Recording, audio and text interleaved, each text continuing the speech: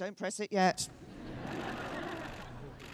Should we have a countdown from 5, everybody? Ready? 5, 4, 3, 2, 1. There was a push this morning to halt the countdown to Tuesday's vote and pull the vote entirely. One government source said it's receded for now, but I wouldn't bet on anything. Joyful, triumphant. The words jarred with the mood inside the battered number 10 bunker. Work continues inside to come up with a game-changing offer to rebels. Without it, one aide said, we are losing by a 3-figure number. On the third of 5 days' debate on the deal, the Chancellor warned MPs to stop chasing dreams. Mr. Speaker, I have observed this process at close quarters for 2.5 years, and I'm absolutely clear about one thing. This deal is the best deal to exit the EU that is available or that is going to be available. The idea that there is an option of renegotiating at the 11th hour is simply a delusion. Not everyone was buying the Chancellor's argument. So it is perfectly possible for us to create a draft legal text on the basis of where we are now and put that back to the Union and say the 39 billion rides on this. We should stop grovelling to Europe and start grasping our future. Support for Theresa May's plan was anything but joyful. I am left, really, with only one choice. Now, I don't say this with any joy, but it is not our role to shirk responsibility. It is not our role to avoid decisions, but it is our role to take them. And when I have excluded the impossible, I'm left with only one. And that, I have to say, with a very heavy heart.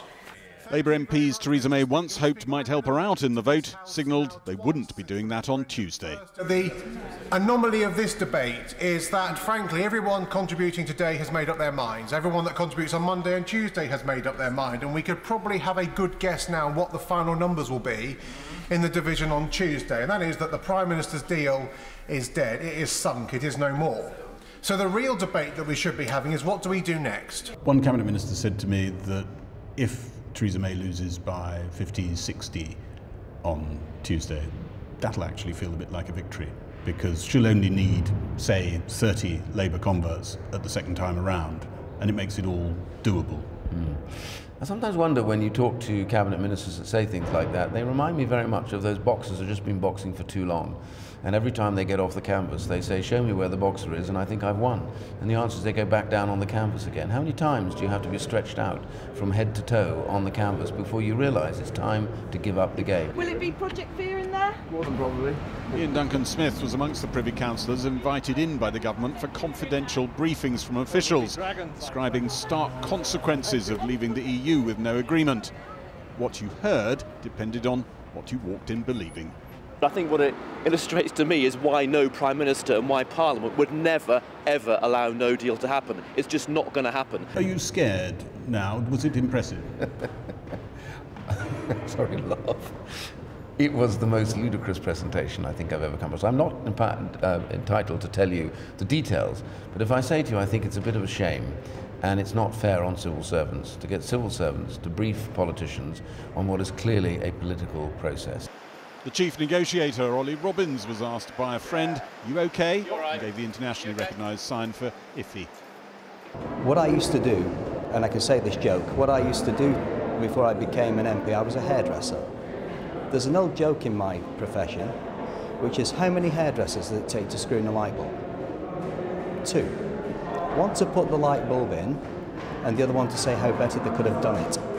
And that's exactly what's going to happen after the 29th of March. And these people talking about their positioning, how they would have done it better, it's irrelevant. We're all Brexiteers. We've just got to get the right deal for the country. This is a party at war, isn't it? Right now. Quite frankly, it is. I'm ashamed to say that.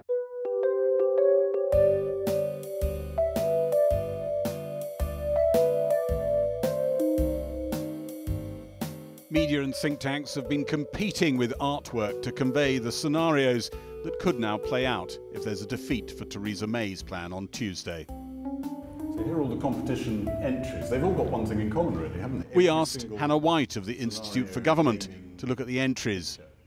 Yes, they all show that at the end of the day, Parliament is going to have to come together, they're going to have to reach a consensus, or the decision is going to have to be outsourced back to the people. Through a referendum or a general election. Exactly. And that's what they've all got in common. In some ways, the picture we should be really looking at is the one sent in by one entry, Michel Barnier in the European Commission, and this has been around for ages. This is all the stuff that's not resolved, the future relationship. Bigger than any of those painful but horribly complicated pictures over there, don't it? Exactly, and it's going to be a negotiation in which all the interests of all the European countries start to come into play in a way that possibly hasn't been the case where they've been united over the withdrawal negotiations. One government aide said avoiding the government defeat scenarios was like trying to turn round 100 tankers. And right now, the source said, the dial isn't shifting.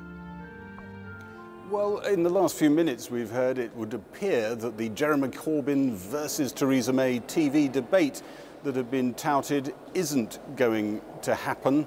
So you can put your recorders at rest, change your evening plans. Other debates might be available on other channels over the weekend. One of the puzzles of that debate was that in the end the votes Theresa May's got to swing round are the ones here in Parliament, not out there in the country. And I think an awful lot of Tory MPs are scratching their heads about the whole idea, and also thinking that maybe she was just trying to shore up her position, which might become very, very shaky after Tuesday, which looks, as we said in that piece, very firmly like a colossal defeat. MPs are very dug in.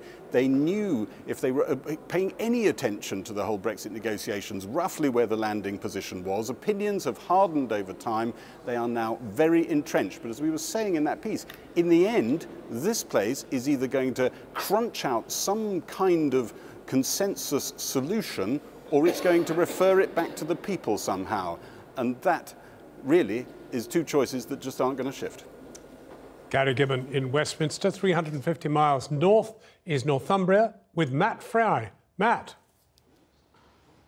Thanks, John. Well, welcome to the port of Blythe here in Northumberland. We are inside the Tharsis Robotics factory in a part of the country whose economy, according to the government's own research, could be worst hit if there is a no-deal Brexit.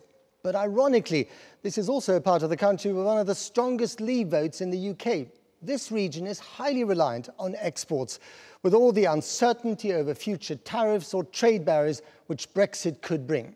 Tonight, we'll hear from some of those living here and running or trying to run a business in such uncertain times. But first, our business editor, Siobhan Kennedy, has this. Will the future of Brexit Britain become any clearer in the next few crucial days? That's the question being asked here in the small town of Blythe in Northumberland, as it is up and down the country. Early morning and the port is already bustling, the centre of an economic comeback after years of decline.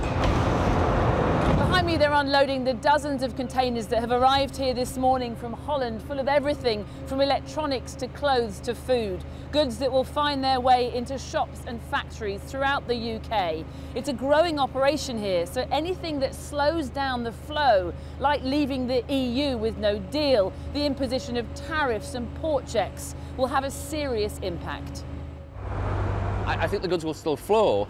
The problem will be really if there are tariffs and that increases the cost of goods, then you're looking at inflation, you're looking at an increase in the cost of somebody's shopping basket. So yeah, I mean, until we understand whether those tariffs are going to be put in place or not, it is very difficult to say. And I come back to it again, it is the uncertainty which is the biggest problem at the moment. There was much certainty here, though, in the referendum. In the northeast, Blythe's region, nearly 60% voted to leave. But according to the Treasury report last week, it's the northeast that will be the hardest hit by a no deal, with a 10% fall in growth in the long term. The video may be a vision of high-tech serenity, but a slowing economy is unsettling news for manufacturers like Tharsis, the firm that makes these specialised robots picking and packing shopping for Ocado. This is the Ocado bot. John Lucas oversees the intricate web of suppliers needed to build the Ocado bots. These high-tech, state-of-the-art airport scanners and robotic factory arms. A high-tech success story that's helping to regenerate the region, but Brexit looms large. There are lots of people who say that no deal isn't a big deal, that factories like this can cope. How worried are you about a no deal scenario? Well, I guess we'd say we're not delighted about it. We can see downside to a no-deal Brexit. We're a fast-growing company. We see internationalisation in our future, so the fewer barriers we have to international trade. And I guess we're also worried about perception. We don't want Britain to be the bad boy of Europe. He hopes it won't happen, but planning for a no deal is already happening. For those items where we may traditionally say we need 2 or 3 or 4 weeks of components in stock ready for production, we might be saying, okay, we need a few months. And we're taking action on all of those things now. Back at the port, it's tea break time. The number of staff here has doubled to 500 in the last 3 years, mainly on the back of a thriving offshore wind industry. But thanks to Brexit, investment is down and workers are wary and weary. I've voted, I would say, I've voted, but at the time I just voted. I wasn't really, I wouldn't say that bothered, but from what I see in the news, I thought, oh, that's my decision, that's what I'll go with. But now my job, obviously, like house prices, I'm a young lad, what's going to happen in, say, 3 or 4 years' time? Am I still going to be to get a property, mortgages, share price, banks, what is going to happen? No one really knows. Does that make you think if there was another vote now, would you vote a different way? I don't know, to be honest. They're sick of it and they want it out of the way, they want to leave, still want to leave. Even if we leave with no deal? Even if they leave. And they're economically worse off? Yes. I wouldn't, nobody can prove we would be economically worse off. Brexit uncertainty, the common concern between bosses and workers in a region that's suffered before and, like everywhere else, is now desperate for a definite answer. Well, Siobhan is with me here now in the Theresa factory. I mean, there's less and less talk of a no deal at Westminster, Siobhan, but what about here? Well, they may be moving away from the notion of a no deal in Westminster, Matt, you're right, but businesses, as you've just heard, are very much sticking to the worst case scenario, disaster planning. That's all they can do. What they really hate, what we hear time and time again, is uncertainty. And in the hiatus, in the absence of answers, it's the reputational damage that it's causing to Britain. You heard the boss here talking about Britain as being branded as the bad boy of Europe, and they're worried about the impact that will have on them getting new contracts. But Matt, they're businesses, they're sanguine, they have to be pragmatic. But what they want is certainty. That's their message. We heard the Chancellor speak today in the House of Commons. Was he being pragmatic? Less pragmatic, I would say, slightly alarmist in his tone.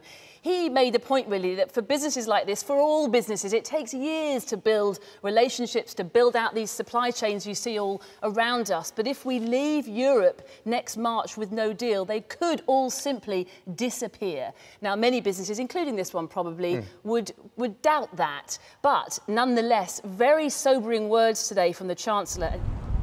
If only MPs were like seagulls, obediently, greedily following Theresa May's ship of deals. But they're not. And nor are the people of Blythe, the crashing waves drowning out the political cacophony from London. Blythe by name, but not by nature. This place voted overwhelmingly to leave the EU. Whether protest vote or not, there are plenty of reasons to protest here. The mining industry vanished in the early 80s. Shipping has shrunk. The town is a shadow of its former self. And the wind turbines tower like silent aliens. Father Bill and son Malcolm are fishing royalty here at the port. If you could choose between leaving without a deal, voting for Theresa May's deal, or staying in the European Union, which one would you go for? Still leave. Leave, even Yeah. without a deal? Yeah. What about you, Billy? Leave. Leave. Without shadow of doubt. We're being heard at long last, and we're not just the only ones. It's up and down the country we're being heard, and all over the world. If it's not a full Brexit, will you be angry with the people in London, with the politicians in London? Yeah, I think I would be. I think there's either in or out. There isn't mixed. We're not. Well, that's what she's trying to offer work. us. That's her deal, is mixed. Yeah, it doesn't work. It never will. The only truly contented creatures here are Beardsley and Fluffy, genuine fat cats, recruited by the fishermen to end the plague of rats. The town centre is a place of glaring absences. Shuttered shops, bricks and mortar crying out for tenants or buyers. And the people bewildered, verging on resigned. If you play a game of football and you lose, why don't they just play it again then if you didn't like the score? No. It's not the way it should be done. If you had the choice between leaving without a deal, staying in the European Union, or Theresa May's deal, what would you go for? I'd walk away and show them we won't be bullied. We're a strong country and I'm sure that we'll succeed. It's what everybody wants it, so just the government. You wanted Brexit. Are you afraid that it might not happen? Yeah. I think people just get ignored. I think that's what people are feeling at the minute. Yeah. I think we should govern ourselves. We shouldn't be governed from some other country. Much of the country is terrified of the unknown, of a blind Brexit, of the historic rolling of so many dice in the coming weeks. But here they feel as they always felt before the referendum, ignored, overlooked and angry, mainly on the inside.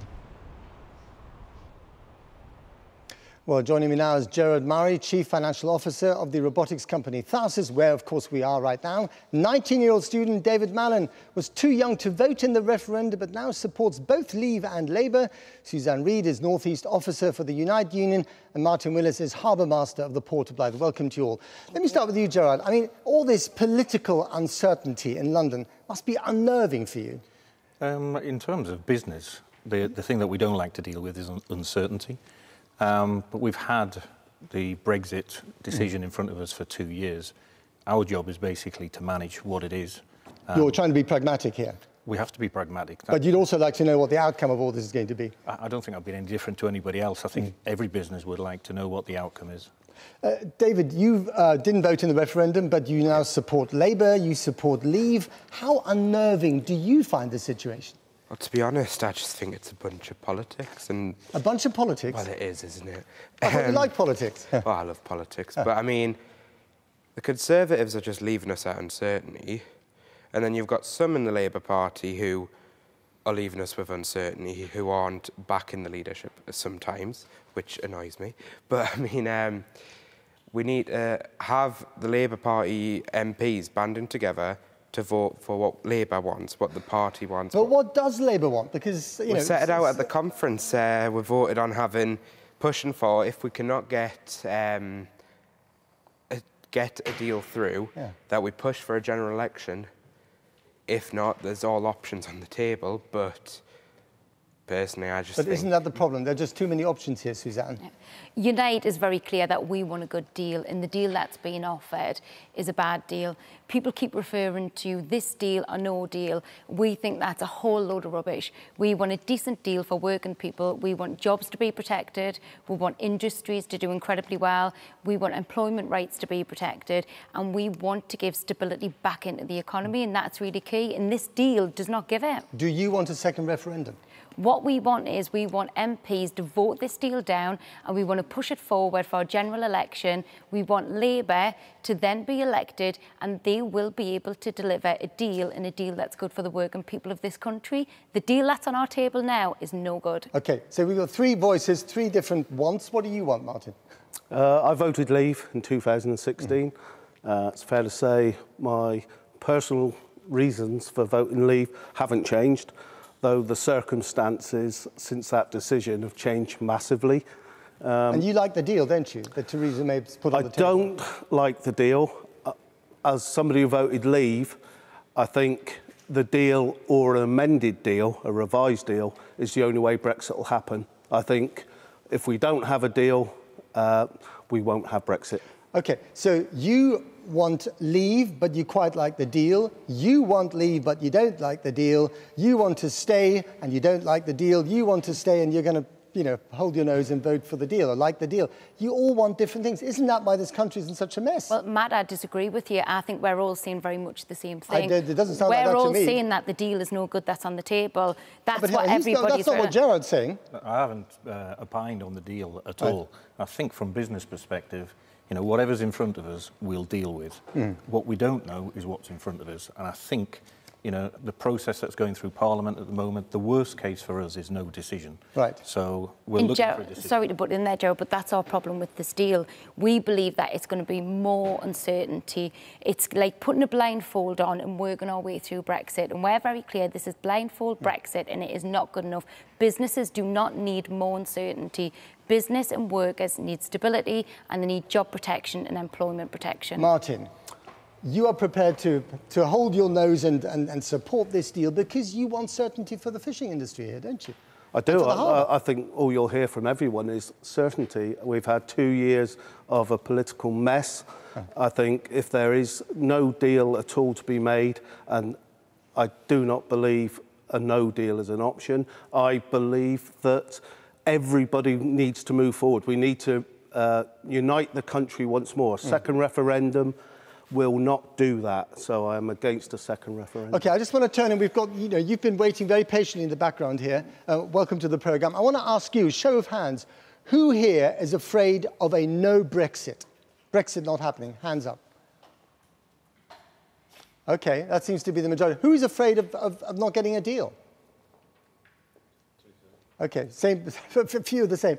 Okay, fair enough. So, you know, I think what people in this part of the country seem to be most afraid of, as I said in my piece earlier, is that Brexit, which they voted for 2 years ago, is being snatched from them by an indecisive and hopelessly divided Parliament. David? Personally, I think it's being snatched from us by a greedy Tory government that doesn't actually care about working people, cares more about the fat cats at the top and the bankers who are getting the bonuses, doesn't care about working class people. It's putting working class people down like it's always done. We've had it for years, since Thatcher. Thatcher had caused the problem. We had industry here, we had shipbuilding, we still have industry, of course. But, I mean, shipbuilding, fishing, decimated since... Second referendum as one way of dealing with this Gordian knot, Gerard? I think I'm with Martin on that, in the sense that it would cause a democratic issue. I think there's ways and resolutions in Parliament and the process to provide the answer. OK, let's go back to the audience. Who would like a second referendum? Hands up. One person. Are you serious? OK. All right, that's very interesting. And I can't ask you because you're too far away from the microphones, but I guess you don't want a second referendum because the first referendum, as far as you're concerned, that was the people's vote. It's clarity. Oh. OK. Who is afraid here, one more, that Westminster is trying to snatch that first vote away from you? OK, there we go. So, you know, you get the picture. There seems to be a sort of dislocation here between what the people want and what Parliament want. And that has been the problem with this all along, a clash between a parliamentary democracy and, you know, the plebiscite democracy. Yeah, how do you deal with that? I think the port, speaking from our point of view, is a good example. We are a trust port, which means we're there for the community. We don't have shareholders, we have stakeholders. And within those stakeholders, we have the fishermen that have... In the EU have been treated terribly. It's a disaster, the common fisheries policy. At the same time, as a port, we're importing, exporting to Europe every day. Customs union, trade barriers are a big issue going forward. But we also, whilst we'd have to manage, as Jed said, any challenges, there are opportunities out there. And as we have done over several years, we'll embrace them and take them forward. Suzanne, finally and briefly to you, in 10 seconds, you're not going to get probably your general election. Seems unlikely. What happens if you don't? Do you know what, Matt? That's what you say. I think that a year ago, people wouldn't think that we're in the position that we're in. We want MPs to vote this deal down, and we want to push forward a general election. While we've been on air, the International Trade Secretary, Liam Fox, has been summing up for the government. Here's what he's just been saying. We have to find a compromise that makes this workable. And therefore, the withdrawal agreement achieves just that and enacts, most importantly, the democratic will of the British people. And I have to remind the House that this is the only deal on the table. It has been... Well, we're joined now by the leading Tory Remainer and former Business Minister, Anna Soubry. Anna Soubry, he talks the truth. There has to be compromise. This is all there is. Well, I mean, there's been many offers of compromise throughout the whole of this sorry tale. And as you may well remember, John, there was at least one moment early on in particular where Theresa May could have reached out right across the House and she could have actually found a consensus on how we delivered the result of the referendum whilst protecting our trade, our economy and securing peace in Northern Ireland. And I'm afraid on both the occasions when she's had that opportunity, she's not done it. She's never reached out to the 48% and tried to heal, I'm afraid to say, across the country. She's not done that in the House. And I think now my real concern is that that opportunity has gone. I think the boat to Norway has actually set sail some time ago. Well, you've now heard the Chancellor say, look, this is it. There is no other negotiation possible. I don't disagree with him about that. And that's not my beef on this. My complaint about the withdrawal agreement is that it's going to make my constituents considerably worse off. In any event, there is this wretched backstop, which is a grave difficulty. And if you listen to the wise speech of Dame Margaret Beckett, who spoke in the House on Monday night, when she said this is actually the biggest transfer of sovereignty, how ironic, having voted apparently to take back control from our Parliament over effectively into the EU. There are many other reasons not to like it, but there are other ways to solve this. As I say, I think that unfortunately the Norwegian option is now no longer available. I don't see how they will get that consensus in the House. Well, and so, you know, what the hell is where is the solution to this? Well, she's not going to get her deal through. If you're talking about Margaret Beckett, well, what about a government of national unity to sort this out? Well, no, actually, you know what Margaret Beckett said, because it knocked me over. She said that she believes now the only way is to take it back to the British people and have a people's vote. Well, but that's not what everybody is saying. Some of the big beasts in the Tory party seem to be, as it were, weakening to supporting this particular proposal. Mrs Tugendhat and Soames have both said they don't like it, but they're going to join it. But they always were going to say that. That is the nature of their conservatism. I understand that. But, you know, what I would say is this. When you look at who is now supporting it going back to the British people, going to a people's vote, one of the most interesting speeches, I believe, was made today by Bridget Phillipson, who represents Sunderland. And she has come out from the so-called city of the heart of Brexit. She's come out for a people's vote. I believe she's talking very ably on behalf of her constituents who voted leave. They have a right to change their mind. And now people see what Brexit is. But, you know, if Theresa's so confident, put it to the British people. But let there be a people's vote. You know that there is a big problem with the people's vote. There's great anger out there.